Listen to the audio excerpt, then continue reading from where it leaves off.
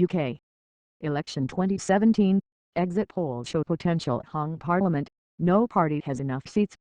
The polls have closed in the United Kingdom's general election, and early exit polls suggest that no party has won enough seats to win an overall majority and form a government, the situation known as a hung parliament. The shock prediction caused the value of the pound to plummet over the prospect that the country might not have a clear winner or strong government as it starts its negotiations to leave the European Union. The pound lost more than 2 cents against the dollar within seconds of the exit poll result, plunging from $1.2955 to $1.2752 late Thursday. It later recovered slightly, to $1.2780. The ruling Conservative Party needs 326 seats to win an overall majority and guarantee that Theresa May would continue as Britain's Prime Minister. Exit polls show that although they appear to have garnered the most seats, at 314 predicted, that still leaves them 12 short of being able to form a government without having to form a coalition with another party. Previous Prime Minister David Cameron was forced to do this in the 2010 elections when the Conservatives teamed up with the Liberal Democrats. The second largest seat winner, according to the exit polls, will be the Labour Party, led by Socialist Jeremy Corbyn, with a predicted 266 seats. If correct, the Labour Party could wield enormous power as the Conservatives could have to negotiate with them, and possibly renege on key party policies. The result for Labour would represent a stunning victory for Corbyn, who was described as unelectable when he became party leader in 2015. Corbyn, 68, has been depicted as a socialist outsider as well as a hardliner who cozies up to terrorists. The resignation of 2/3 of his shadow cabinet over one weekend last summer was followed by a no-confidence vote by his party's lawmakers. But Corbyn survived the revolt thanks to his popularity with the grassroots of the Labour Party. Another potentially key lawmaker is Nicola Sturgeon, the leader of the Scottish National Party SNP, which, if the polls are correct, would be the third largest party in Britain with 34 seats, despite only operating in Scotland. A firebrand, Sturgeon has campaigned on getting a second Scottish independence referendum, where Scottish people could vote to no longer be part of the UK. She argues that the one held in 2014, where Scots narrowly voted to remain in the UK by 55.30%, is no longer valid after the Brexit vote.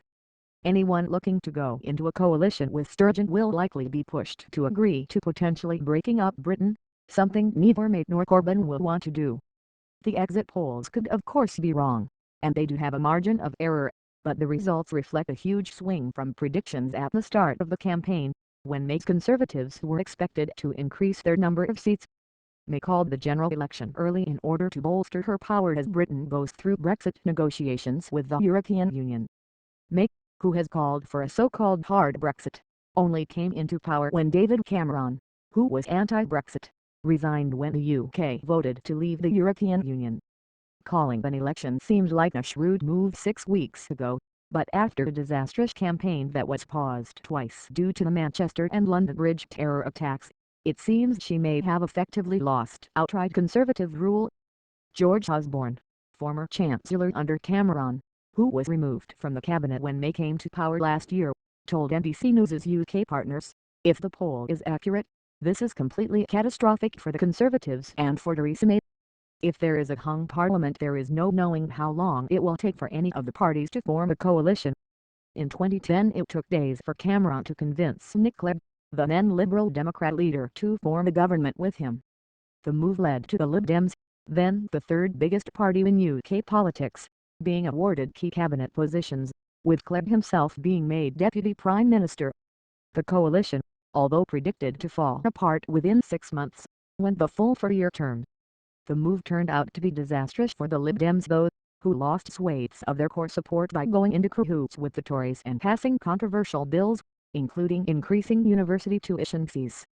In the 2010 election the Lib Dems had 57 seats, but in 2010 they were practically wiped off the political map with just 8 seats.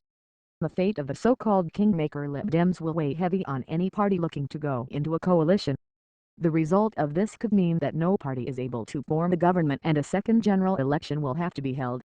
Ed Balls, former Labour cabinet minister, told ITV, "The Liberals have said and Labour have said no coalitions. No coalitions with the Conservatives and the Liberals, or with the SNP and the Labour Party, so I don't think we're going to be in coalition territory. We're going to be in a very, very unstable hung parliament. If this is correct, there will be a second election soon. Investors worry that a minority Conservative government would be weaker in Brexit talks, which start on June 19 and are to last for at least the next 2 years. Among the biggest issues for markets and the economy are whether Britain manages to get a deal to remain part of the EU's single market or, short of that, negotiate some privileged access to the bloc, the country's biggest trading partner. With face-to-face talks with the EU due to start on the 19th of June, the timing could not be worse, said Paul Hollingsworth, economist at Capital Economics in London. The big picture is that political uncertainty could take weeks or months to be resolved, and it is likely to weigh on both financial markets, in particularly the pound, and the economy.